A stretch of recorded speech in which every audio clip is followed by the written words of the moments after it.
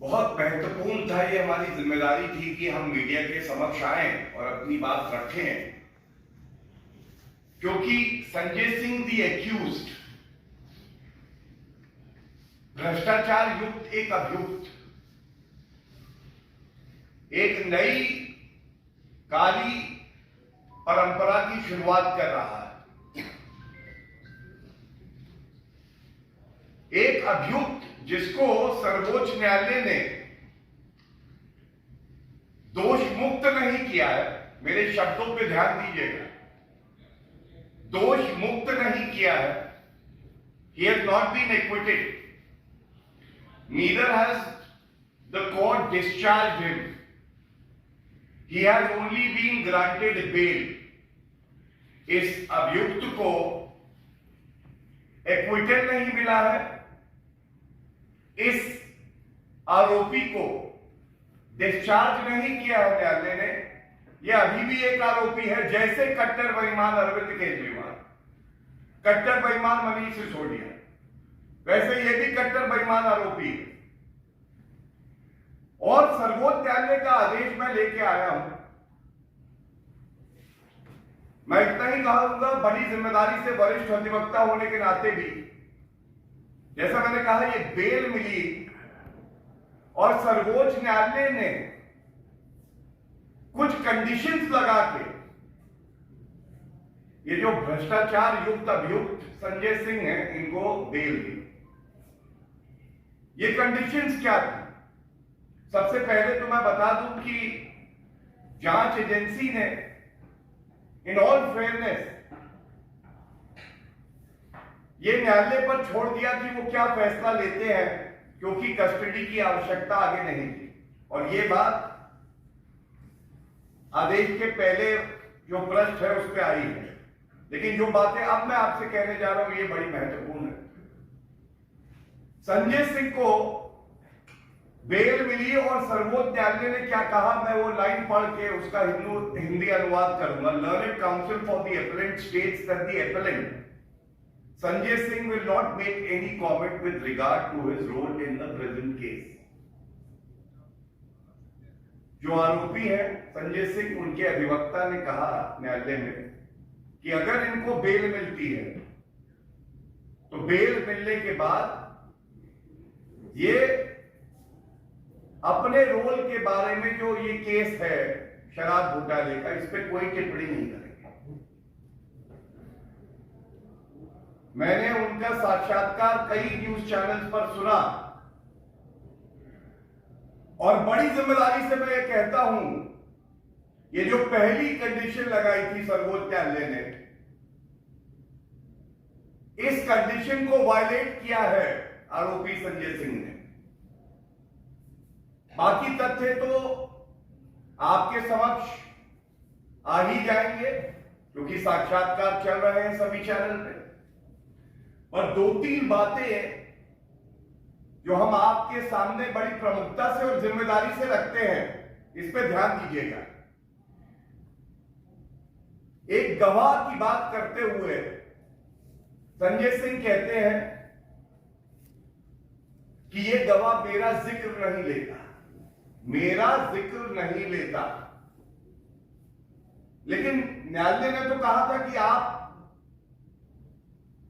कोई भी वक्तव्य अपने रोल के बारे में देंगे ही नहीं।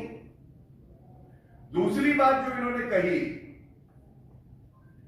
और शब्दशः मैं कह रहा हूं, जब मुझसे सेक्शन 15 का बयान लिया गया, जब मुझसे सेक्शन 15 का बयान लिया गया, सेक्शन 50 और पीएमएलए कोड एक्ट, तो मैं पूछना चाहता हूं कि अपने बारे में, अपने बयान के बारे में आप बात कर रहे हैं और सर्वोच्च न्यायालय कह रहा है कि Sanjay Singh will not make any comment with regard to his role in the present case.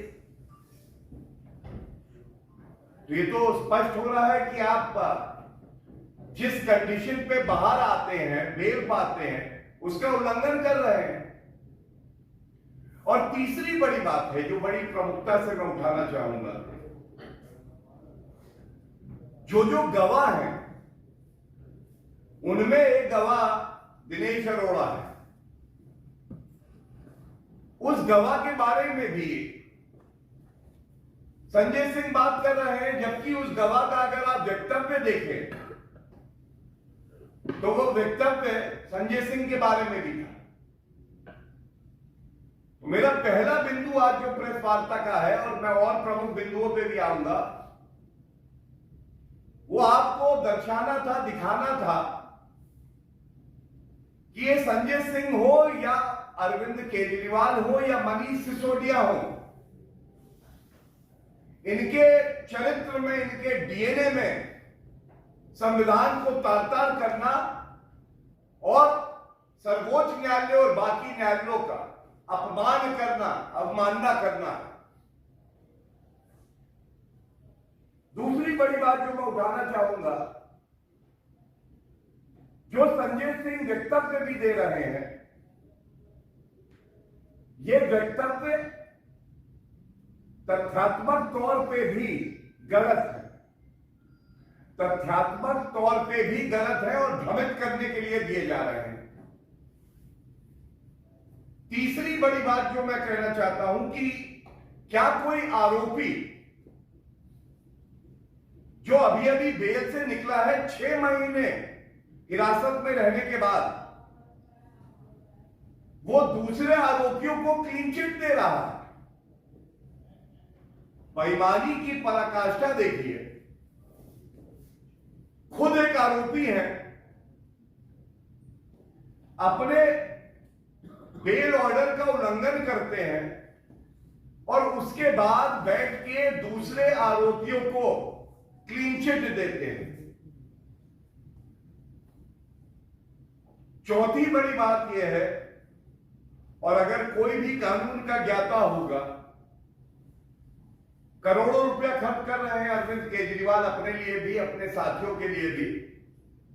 क्या मीडिया ट्रायल हो सकता है इस तरह से? क्या मीडिया में आप उलूल जुलूल बयान देंगे, अर्ध सत्य, कई बार पूरे झूठ, और चाहेंगे कि कोई कार्रवाई ना हो? 3 बड़े पाप मैं कहूंगा अरविंद केजरीवाल ने संजय सिंह से करवाए हैं। सबसे पहले तो मैंने बताया, न्यायपालिका पे उंगली उठाना और ये कहना कि शराब घोटाला है ही नहीं। आप कौन होते हैं संजय सिंह? आप तो अभियुक्त हैं। न्यायपालिका इस मामले को निरस्त नहीं करती है, मनीष सिसोदिया को बेल नहीं मिलती है, अरविंद केजरीवाल जेल की सलाखों के पीछे है, और एक आरोपी कहता है कि कोई शराब घोटाला नहीं हुआ है। तो ये तो महापाप है। दूसरा महापाप, बेल पे बाहर आने के बाद मीडिया ट्रायल करना और झूठ फैलाना है। और तीसरा, जिसपे कानूनी तौर पे मैं ये कह सकता हूं कि सर्वोच्च न्यायालय के आदेश की मर्यादा को नहीं रखा है संजय सिंह ने, और तार-तार कर दिया है जो इस आदेश की भावना थी मूल। इसके परिणाम होंगे,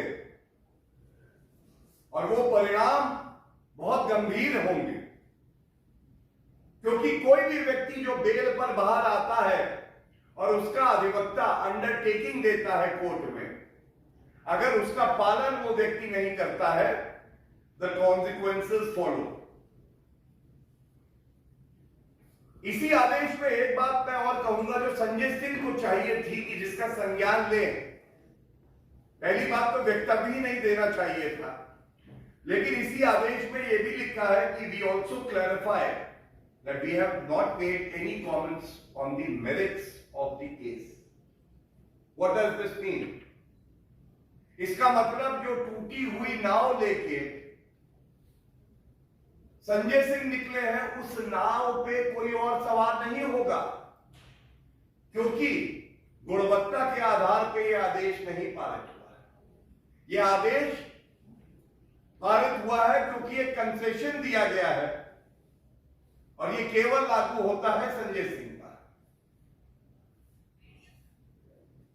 इसके बाद कुछ आरोप जो संजय सिंह ने अपने साक्षात्कार में लगाए हैं उनका उत्तर देना अति आवश्यक है। एक भ्रम फैलाया जा रहा है। संजय सिंह कह रहे हैं कि कोई प्रमाण ही नहीं है, शराब घोटाला तो है ही नहीं। मैं बहुत लंबा वक्तव्य ना देते हुए कुछ बिंदु आपके समक्ष रख देता हूं क्या क्या है। 6 चार्जशीट फाइल हुई हैं, 6 और 30 एक्यूज्ड पर्संस हैं और ज्यादातर एक्यूज पर्संस को बेल नहीं मिली, जिसमें मनीष सिसोदिया 20 महीने से जेल की सलाखों के पीछे है और सर्वोच्च न्यायालय तक ने उनकी याचिका को निरस्त किया और रिव्यू पिटीशन को डिसमिस किया। संजय सिंह कहते हैं कि कोई साक्ष्य नहीं है, तो मैं उन्हें बताऊं साक्ष्य ये है कि ईडी ने सारा डॉक्यूमेंट्री एविडेंस फाइल किया कोर्ट में। ईमेल हैं जो घोटालेबाजों ने एक दूसरे को लिखे हैं, उनके व्हाट्सएप चैट्स हैं, उनकी वॉइस रिकॉर्डिंग्स हैं, उनके फोन्स का कॉल रिकॉर्ड है। ये जो आरोपी हैं उनकी लोकेशन है, कहां बैठ के रिश्वतखोरी करी है, कहां घोटाला हुआ, ये लोकेशंस हैं। और इसके साथ साथ जो बैठक हुई है उनकी, उसका सारा ब्यौरा ये ईडी ने रखा है। अब आप बताइए, ये सारा प्रमाण जो मैंने आपको बताया विभिन्न कैटेगरी में ईडी न्यायालय के सामने रखती है, तो कैसे संजय सिंह कहते हैं कि कुछ भी नहीं। इसके साथ ही एक बड़ी अहम बात आपको बताना चाहूंगा। बार बार संजय सिंह कहते हैं कि जो बयान जांच एजेंसियों द्वारा लिए गए हैं ये डरा धमका कर दबाव में लिए गए हैं। तो मैं आपको एक बात बता दूं, ये 164 के बयान हैं। अगर आप क्रिमिनल प्रोसीजर कोड समझे तो एक बयान होता है जो पुलिस के सामने लिया जा रहा है। इसमें कोई एविडेंटरी वैल्यू नहीं होती है, corroborate जरूर हो सकता है। 164 का बयान क्या है? 164 का बयान ये होता है कि व्यक्ति को मजिस्ट्रेट के सामने ले जाया जाता है। मजिस्ट्रेट कहता है कि इस व्यक्ति के अलावा कोई इस कमरे में नहीं रहेगा। उसके बाद उससे बातचीत करता है, उससे एक सवाल पूछा जाता है, क्या आपको किसी ने डराया है, धमकाया है, दबाव बनाया है, या आप अपनी मर्जी से ये बयान दे रहे हैं?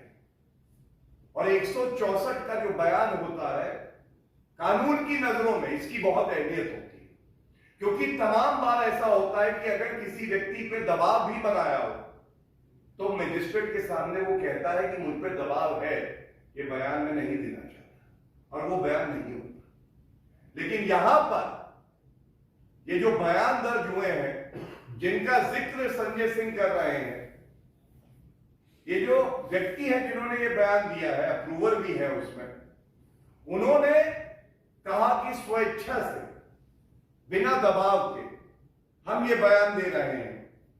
और जो मजिस्ट्रेट है जिसके सामने ये बयान होता है, उसने जब सुनिश्चित कर लिया कि ये बयान स्वेच्छा से है, उसके बाद ये बयान रिकॉर्ड हुए।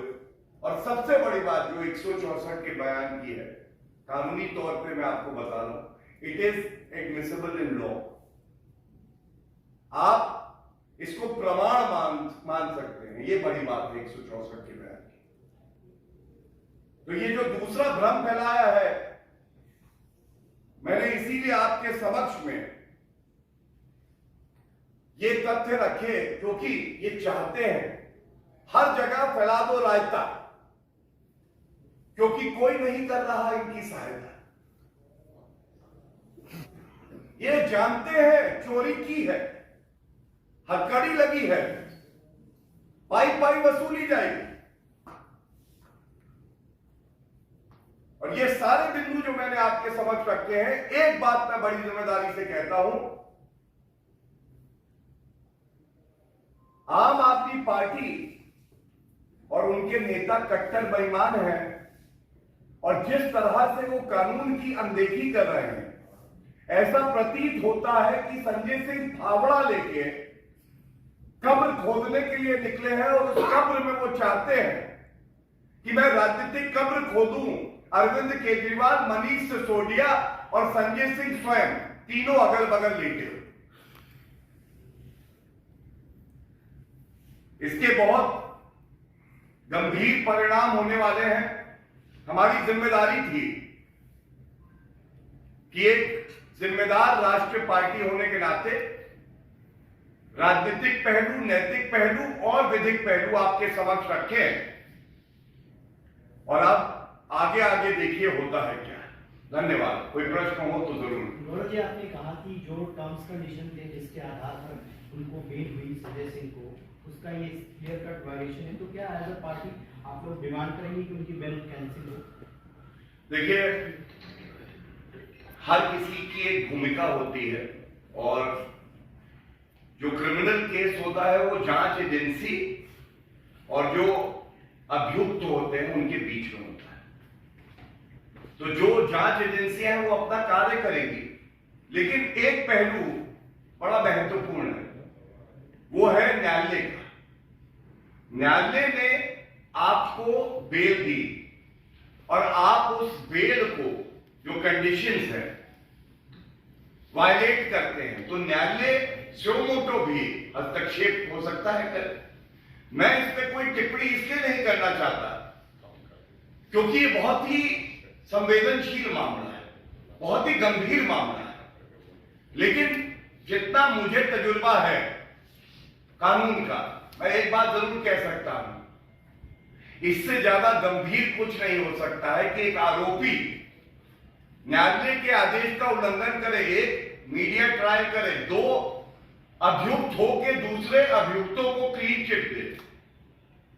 तो ये जो महापाप किए हैं इसका कुछ ना कुछ परिणाम जरूर होगा। Another controversy has raised in that Kejriwal's picture is being used with Baba Ambedkar, Baba Ambedkar and Bhagat Singh, and the family of Bhagat Singh has spoken and they have said that this should not have been done, where Kejriwal's picture was seen between all these two. इसको हिंदी में बता दें।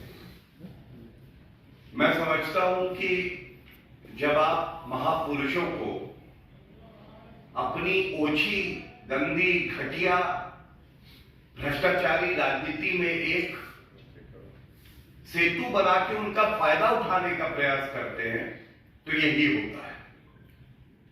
और जनता तो ये कह रही है कि केजरीवाल की तस्वीर अगर किसी के साथ होनी चाहिए तो जो सबसे बड़े भ्रष्टाचारी हों उनके साथ होनी चाहिए, और उनका गुरु कोई होगा तो वो भी अरविंद केजरीवाल होगा। उन्होंने अपने गुरु अन्ना हजारे जी को नहीं छोड़ा।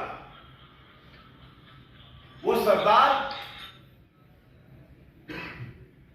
पटेल जो महापुरुष रहे, भगत सिंह जी, डॉक्टर अंबेडकर, इनका नाम लेके अपनी राजनीति को आगे बढ़ा रहे हैं। ये दुखद है, चिंताजनक है और जनता में इसका बहुत आक्रोश है। जी एक सवाल कल सीपीएम का मैनिफेस्टो आया था, उन्होंने कहा था कि पीएमएलए और ये जो यूपीए कानून है इस पर रिव्यू करेंगे अगर सत्ता में आएंगे, उनका जो गठबंधन है। और जब ये लोग सत्ता में इसका समर्थन किया था, जो भ्रष्टाचार के खिलाफ लड़ाई उसको रिव्यू क्यों करना चाहते हैं? हमेशा से भारतीय जनता पार्टी ये कहती है, स्वयं आदरणीय प्रधानमंत्री श्री नरेंद्र मोदी जी ने कल एक रैली में कहा, तीसरी बार भी देश के प्रधानमंत्री श्री नरेंद्र मोदी जी ही बनेंगे। भ्रष्टाचार के खिलाफ जो लड़ाई है ये और पुरजोर तरीके से लड़ी जाएगी, और इसीलिए जो भ्रष्टाचारियों का एक गठबंधन है ये डरा हुआ है, कांप रहा है। ना इनकी आने वाली है सीटें, ना ये कोई कार्य करना चाहते हैं। ये केवल वक्तव्य के महारथी हैं और परिणाम आने दीजिए। जनता नरेंद्र मोदी जी को आशीर्वाद दे रही है और भ्रष्टाचार को समाप्त करना ही हमारी प्रतिबद्धता है, हमारा लक्ष्य है। गौरव जी, कांग्रेस ने मैनिफेस्टो में 2 बातें बोली। एक तो ये कि जो लोग टर्नओवर्स हो गए, जो बीजेपी चले गए, जिनके केसेस बंद हो गए, जब कांग्रेस सरकार में आएगी उनके केसेस दोबारा खुलेंगे। तो आपको लगता है ओपन रेट है कांग्रेस का बीजेपी को? और दूसरा, उन्होंने कहा इलेक्टोरल बॉन्ड्स टाइप जितनी भी स्कीमों को खारिज किया गया उसको रिवाइव करना है। देखिए, कांग्रेस का मैनिफेस्टो अगर आप देखें तो ऐसा लग रहा है कि या तो जॉर्ज सोरोस के ऑफिस में बना है या कैम्ब्रिज एनालिटिका ने बना के भेज दिया और वो लोग पढ़ भी नहीं पाए उसे। मैं इतना ही कहूंगा, जो मुद्दे हैं जिस पे आपने भारतीय जनता पार्टी का विरोध किया, कम समय में थोड़ा अध्ययन मैंने किया। अनुच्छेद 370 का संशोधन हुआ, विरोध किया कांग्रेस पार्टी ने, सीडब्ल्यूसी का रेजोल्यूशन है, लेकिन उनके मैनिफेस्टो में कोई जिक्र नहीं है। जनता जानना चाहती है बहाल करेगी कांग्रेस या भारतीय जनता पार्टी की, नरेंद्र मोदी जी की सरकार ने ठीक किया। सीए पे विरोध करते हैं, सीए पे कोई जिक्र नहीं है उनके मैनिफेस्टो पे। यूनिफॉर्म सिविल कोड का विरोध किया, ये सवाल पूछता हूं इस मंच से, यूनिफॉर्म सिविल कोड पे क्या मत है कांग्रेस पार्टी का? जनता जानना चाहती है। ट्रिपल तलाक एक अपराध बना, कांग्रेस ने बहुत वोट बैंक की राजनीति करने के लिए विरोध किया, लेकिन अपने मैनिफेस्टो में तो कुछ कहा ही नहीं। ये जो महाठग है ना कांग्रेस पार्टी, इनका चरित्र, इनका डीएनए ही यही है। ये एक कंफ्यूज्ड पार्टी है, एक केओटिक नेता द्वारा जो चलाई जा रही है। इनको खुद नहीं पता है कि ये कहां बढ़ रहे हैं, और जो बयान इनकी तरफ से आ रहे हैं, महिला विरोधी, हिंदू विरोधी, युवा विरोधी, वो दर्शाता है कि कांग्रेस पार्टी का ये दौर उनके मानसिक